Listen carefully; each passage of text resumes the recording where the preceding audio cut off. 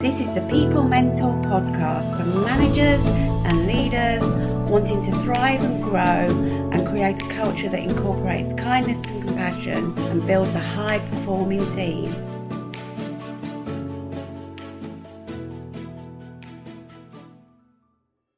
Hello and welcome to the People Mentor podcast. I'm Nicola, and today we're looking at an uncomfortable issue that many of you have faced, managing an underperformer when your boss is undermining your efforts. It's like trying to walk a tightrope while someone's shaking the wire. On one side, you've got a team member who's not pulling their weight, potentially dragging down the whole team. On the other, you've got a boss who, for whatever reason, seems determined to throw a spanner in the works every time you try to address the issue. It's enough to make you want to tear your hair out. The situation might be tricky, but it's not impossible to navigate. With the right approach, you can improve your team members' performance and maintain your professional integrity, even if your boss isn't fully on board. In today's episode, we'll explore practical strategies for handling this delicate balancing act. We'll look at how to document issues, communicate effectively with both your underperforming employee and your unsupportive boss, and find creative solutions to get results despite these challenges. So whether you're in this sticky situation right now or want to be prepared for the future, stick around. I'll help you walk that tightrope with confidence and skill. Let's start by talking about how to address underperformance systematically. Even when your boss is throwing obstacles in your path, it's crucial to follow a structured process. This approach not only helps the employee, but also creates a paper trail to protect you and justify your actions. So here's how to get started. First, document the issues and prepare for the conversation. This is absolutely critical. Before you even think about sitting down with your underperforming employee, you need to thoroughly document the issues and prepare yourself for a constructive conversation. Here's how. Gather specific evidence. I'm talking concrete examples of underperformance, missed deadlines, quality issues, behavioural problems. Use numbers where you can.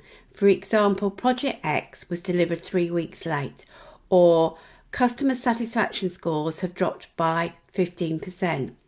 Look for patterns or recurring issues too. But here's something many managers forget to tap into, which is what you already know about the employee. Consider their strengths and weaknesses, what motivates them, what are their values, what triggers them.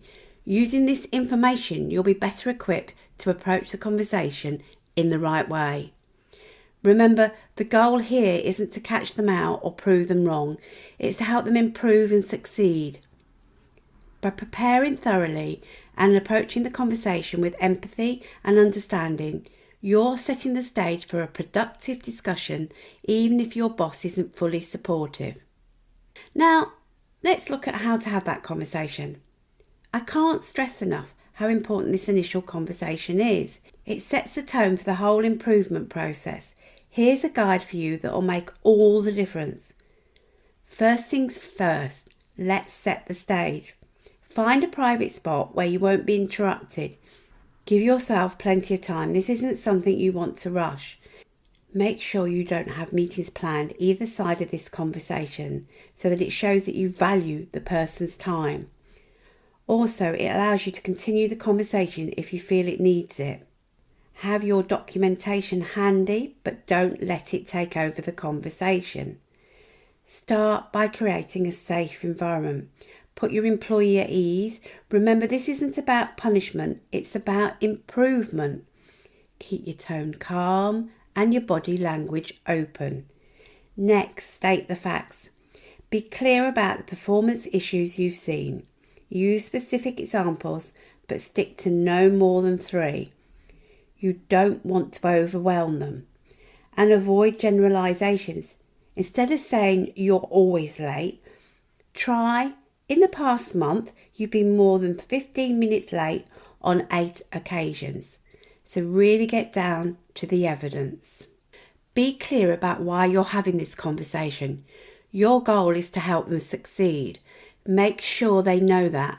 And watch out for your inner voice critic here. We all have that judgmental voice. Don't let it take over. Now explain how their underperformance is affecting the team and the company. Use concrete examples. For instance, when reports are submitted late, it delays our entire project timeline. Then give your employee a chance to share their view. Ask open-ended questions like, how do you see your performance in these areas? Or what challenges are you facing? Really listen to their answers and be prepared for some emotional responses. Stay calm and show empathy. Next, clearly outline what improved performance would look like. Be specific about your expectations and make sure they're achievable. And don't forget to set any needed boundaries. If the employee tries to digress or refer back to events that are old and well discussed, bring them back to the issue you are discussing. Say something like, we've covered this before and today we are here to discuss X, so let's get back on track. Then work with your employee to develop an initial action plan. Discuss potential solutions and resources that could help them improve. Ask them what they think they need. Throughout all of this, stay mindful. If you notice yourself starting to judge, acknowledge it and refocus on being productive and positive. Remember, we're aiming for improvement, not winning an argument. If your emotions are coming to the surface, do some deep breathing to bring your emotions under control, or alternatively suggest a break to give both of you time. At the end of the meeting, summarise the key points and the next steps. Express confidence in your employees' ability to improve. And don't forget to thank them for their openness. Then set up a follow-up meeting to check on progress. After the meeting, jot down the key points discussed and any agreements made. This record will be invaluable as you move forward. I always suggest emailing it to the employee so it constitutes a record and reminds you the actions that are needed. Now, I know this might seem like a lot, but with practice it becomes second nature and the results are worth it. You'll be amazed at how this approach can turn things around even when you're not getting the support you need from above. Now let's consider when you've had that initial conversation with your underperforming employee and you're keeping a close eye on things, but you're not seeing the improvements you hoped for. Well, don't throw in the towel just yet. It's time to step things up a notch with a personal improvement plan or PIP. Let's chat about how to create a PIP that actually works. First off, this isn't something you're going to cook up on your own and then drop on your employee's desk. This is a team effort. Sit down with your employee and hammer it out together. Trust me, they're much more likely to buy into it if they've had a hand in creating it. So what goes into this magical PIP? Well, let's break it down. Start with clearly defined performance goals, and I mean crystal clear. None of this vague do better nonsense. We want specific, measurable targets. Next, outline the specific actions your employee will take to improve. This is their action plan, their roadmap to success. But it's not all on them. You've got a part to play too. Spell out what resources or support you'll provide. Maybe it's extra training, or perhaps you'll set them up with a mentor. Whatever it is, make sure it's in their plan. Now, let's talk timelines. When do you expect to see improvements? Set some realistic deadlines. And while you're at it, schedule in regular check-ins. These are your chance to offer feedback and nip any new issues in the bud. And finally, and this bit's important, lay out the consequences if goals aren't met. I know it's not the fun part, but it's necessary. Everyone needs to know what's at stake. Once you've got your PIP in place, it's time to put it in action. Meet with your employee regularly to review their progress. Offer feedback, and remember it's not all about pointing out what's wrong. Celebrate the wins too, no matter how small. And please document these meetings.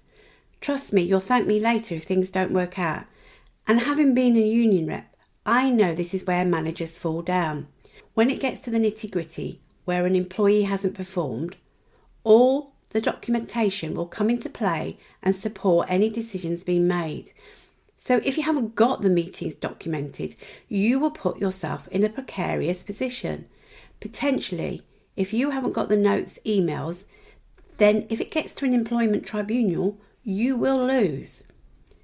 Now, your job isn't done once the PIP is in place. You need to provide ongoing support. Be available to answer questions and offer guidance. Make sure your employee has all the tools and resources they need to succeed. You're setting them up for success, not failure. When you reach the end of the PIP period, it's evaluation time. Has your employee met their goals? If they have, fantastic, break out the party hats. But if not, you've got some decisions to make. You might extend the PIP if you're seeing progress, just not quite enough. Or if things haven't really improved, you might need to start thinking about termination. Now here's a tip for you.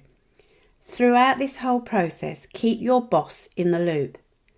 They may not have been your biggest supporter, but by keeping them informed of your actions and the employee's progress, you're demonstrating your professionalism. Plus, it might just help mitigate some of that interference you've been dealing with. Now let's look at a tricky situation that some of you might face. You've gone through the whole PIP process, you've documented everything thoroughly, and the evidence clearly shows that the employee hasn't improved sufficiently. But your boss, for whatever reason, wants to keep them on. Their argument could be, some resource is better than none, or it could be something like, I still don't think we've given them enough chances. This is a frustrating situation, but it's not hopeless. So here's how to handle it. Prepare your case firstly. Before you approach your boss, gather all your evidence. This includes the initial performance issues, the PIP details, progress reports, and final evaluation. Present this information in a clear, concise format. Focus on the business impact. Your boss is thinking about resources, so speak their language. Highlight how the underperformance is affecting the team's productivity, morale, and bottom line. Use concrete examples and numbers wherever possible. Address the some resource argument. Come prepared with counter arguments. For instance, how much time are you spending managing this underperformer? How is it affecting other team members? Sometimes the cost of keeping an underperformer can outweigh the benefits. Next, propose alternatives. If your boss is worried about being short-staffed, come with solutions. Could the work be redistributed among the team? Is there a temporary worker who could fill in? Show that you thought beyond just the initial problem. Discuss the legal and policy implications. Remind your boss of company policies regarding performance management. If you're retaining an underperformer without good reason, how might this affect other employees? Could it open up the company to claims of unfair treatment? And remember to seek to understand. Ask your boss about their concerns. There might be factors you're unaware of. Understanding their perspective can help you address their worries more effectively.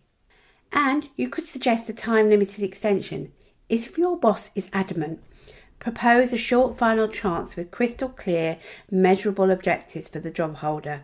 Make it clear that if these aren't met, action must be taken. Remember to document the conversation. Whatever the outcome, make sure you document your discussion and any decisions made. This protects you and creates a record of your professionalism. Remember, your role is to manage your team effectively and fairly. While you need to respect your boss's decisions, you also have a responsibility to advocate for what's best for your team and the company. Stay professional, stick to the facts, and keep the dialogue open. It's a balancing act, but with persistence and tact, you can navigate this challenge. Remember, managing underperformance is never easy, especially when you're not getting the support you need from above. But with these strategies in your back pocket, You're well equipped to handle it. You have got this. If you've dealt with a similar situation, I'd love to hear about it. Drop me a line and let me know how you handled it.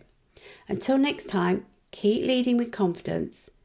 This is the People Mentor signing off. Thank you for listening. Thank you for listening to the People Mentor podcast. If you're struggling with challenging conversations, then visit www.thepeoplementor.co.uk for more information and insights to make your life easier.